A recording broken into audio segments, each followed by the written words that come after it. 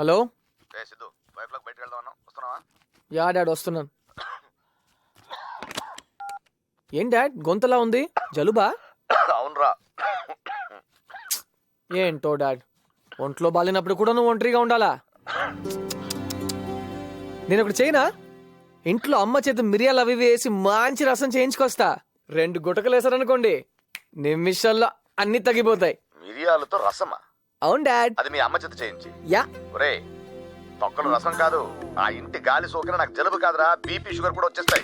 ఇదిగో ఇలాంటి ప్రమోషన్ మానేసి ఎప్పుడు కలుస్తున్నావో చెప్పు. ఎదవ నాటకాలు. రే డాడ్ ఈవినింగ్ వచ్చేస్తాను, బాయ్.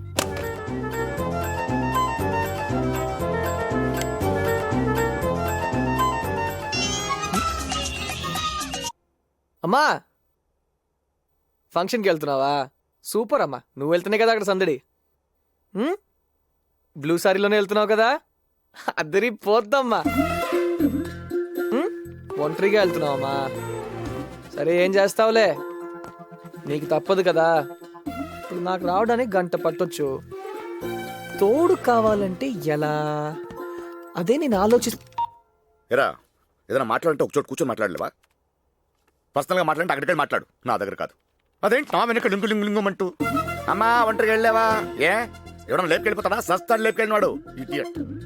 ఇదిగో చూడు, మీ అమ్మతో మాట్లాడు, తనతో మాట్లాడు, నా చెప్పులో కాదు. రా భోంచేద్దాం. మళ్ళీ ఎక్కడికి? ఇంటి నుంచి క్యారేజ్. ఏం తెచ్చేసావా? వంకాయ కూర ప్రపంచంలో ఎవరు చేయరా అది? సరే తీసుకురా, మళ్ళీ బాగుంది అది ఇదని లొట్లే ఎక్కువ ఏంటి? వెళ్ళు.